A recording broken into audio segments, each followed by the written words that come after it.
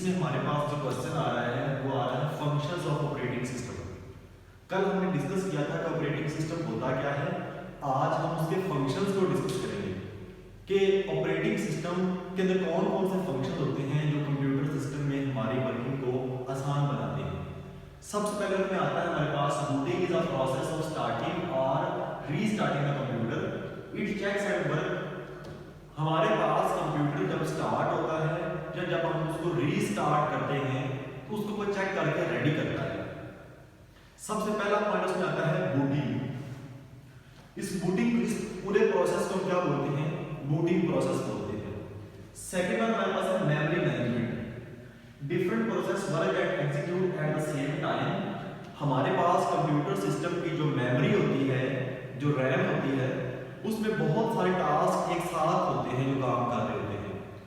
कुछ वर्क जो होते हैं, कुछ टास्क होते हैं, उनका साइज बहुत ज्यादा होता है, कुछ का साइज हमारे पास बहुत कम होता है। उसको कैसे मैनेज करते हैं ये ऑपरेटिंग सिस्टम साथ में देखता है। Loading and execution. A program must be loaded into the memory before execution. Computer system के अंदर हमारे पास जितने भी टास्क होते हैं जो सीपीयू परफॉर्म करता है वो पहले मेमोरी में लोड होते हैं, उसके बाद एग्जीक्यूशन की तरफ जाते हैं। Data security. Operating system protect all the illegal use and modification.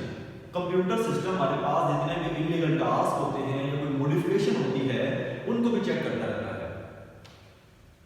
Disc management. It manage the disc space and storage file. हमारे पास ये डिस्क की मैनेजमेंट को भी देखता है कि कौन सा डाटा किस ड्राइव में कहां पे सेव हो रहा है। Process management. CPU perform one task at the same time. Operating system जो होता है ये इस चीज को भी इंश्योर करता है कि जो सीपीयू काम परफॉर्म कर रहा है वो किस तरह मैनेज होंगे। Device controlling. Operating system manage all the attached devices. The devices checks the attached device. हमारे पास कंप्यूटर सिस्टम में जितनी भी डिवाइसों को अटैच किया जाता है, डिवाइस ड्राइवर उस चीज को भी इंश्योर करके चेक करता रहता है। नेक्स्ट क्वेश्चन हमारे पास आता है लैंग्वेज प्रोसेसर के नाम से। ये लॉन्ग क्वेश्चन है, पेपर के लिहाज से मोस्ट इंपॉर्टेंट लॉन्ग है। इसमें हमारे पास लैंग्वेज के बारे में हम जिक्र करेंगे। A programming language used to write computer program. It is a communication between the computer and the user. हम मुख्तलिफ प्रोग्राम को राइट अप करने के लिए मुख्तलिफ लैंग्वेजेस का इस्तेमाल करते हैं। दो तरह की लैंग्वेज होती हैं, एक है लो लेवल लैंग्वेज और एक है high level language. Low level language का हम डिस्कस करते हैं।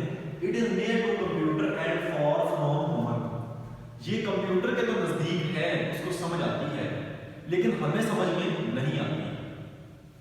लो level language directed for the दो टाइप्स है, जिसमें सबसे फर्स्ट वन है machine language, in which instructions in binary form computer can understand directly. हमारे पास इसमें जितनी भी इंस्ट्रक्शंस राइट अप की जाती हैं वो सारी की सारी बाइनरी फॉर्म में होती हैं। बाइनरी फॉर्म इसे बोलते हैं 0 1 को कहते हैं। इसके बाद हमारे पास है assembly language. It is one step higher than the machine language. The symbols are called mnemonics. अब इसमें कुछ सिंबल इस्तेमाल होते हैं जिनको हम mnemonics कहते हैं। इसमें एग्जांपल हमने दी है, जिस तरह मैं शॉर्ट फॉर्म में सब लिखता हूं, सब का मतलब क्या होगा? सब्ट्रैक्शन की बात होगी। नेक्स्ट हमारे पास है high level language. It is close to human and far from computer.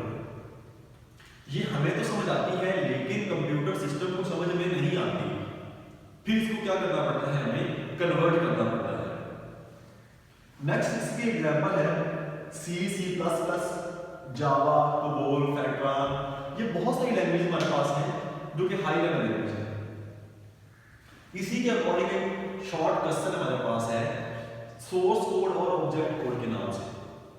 Source code हमारे पास वो होता है जिसमें हमारे पास लैंग्वेज को राइट अप किया जाता है हाई लेवल पे। इसको हम सोर्स प्रोग्राम को कंप्यूटर जो है वो अंडरस्टैंड नहीं कर सकता। इसके बाद हमारे पास है ऑब्जेक्ट कोड, जिसके अंदर हमारे पास जो लैंग्वेज है उनको राइट अप किया जाता है मशीन लैंग्वेज के अंदर, कन्वर्ट किया जाता है। और ऑब्जेक्ट कोड को ऑब्जेक्ट प्रोग्राम भी कहते हैं।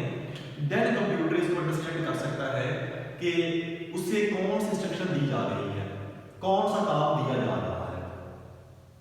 इसके बाद हमारे पास है लैंग्वेज ट्रांसलेटर, जिस तरह हमने ये लैंग्वेज राइटर की है, इनको कन्वर्ट करने के लिए कौन से ट्रांसलेटर इस्तेमाल होते हैं वो हम देखने जा रहे हैं। It is a program that translate high level language और assembly language into machine code. हमारे पास जो हाई लेवल लैंग्वेज के अंदर प्रोग्राम होते हैं या असेंबली लैंग्वेज होते हैं, उनको कन्वर्ट किया जाता है मशीन लैंग्वेज के अंदर।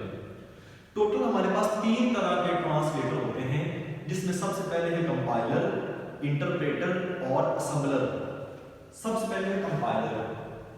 Compiler is a program that translate high level language to machine language as a whole. पूरे के पूरे प्रोग्राम को एक साथ कन्वर्ट कर देता है, जिसका मतलब क्या है, इसकी स्पीड फास्ट होती है। अगर किसी कोई भी प्रॉब्लम क्रिएट होती है, कोई एरर इसे फाउंड हो जाती है, तो ये हमें एरर जनरेट करके मैसेज शो करवा देता है। नेक्स्ट हमारे पास है interpreter that translate one statement at a time. ये क्या करता है, लाइन बाय लाइन काम करता है, स्टेटमेंट बाय स्टेटमेंट काम करता है, जिसमें हमारे पास स्पीड तो स्लो होती है, लेकिन आपको एरर उसी वक्त फाउंड हो जाता है, उसी वक्त मिल जाता है। नेक्स्ट हमारे पास है assembler and assembler is a program that translate the assembly language into machine language. ये सिर्फ और सिर्फ क्या करता है, असेंबली लैंग्वेज को सिर्फ कन्वर्ट करता है मशीन लैंग्वेज के अंदर। पेपर के लिहाज से हमारे पास लैंग्वेज ट्रांसलेटर और प्रोग्रामिंग लैंग्वेजेस, ये 2 सवाल मोस्ट इंपॉर्टेंट होते हैं जो काफी बार पेपर में रिपीट हुए हैं। होप्स हो कि आपने इसको अंडरस्टैंड किया होगा। आज हमारा चैप्टर नंबर 5 जो है वो कंप्लीट हो चुका है। Thank you so much for listening. Allah हाफिज़।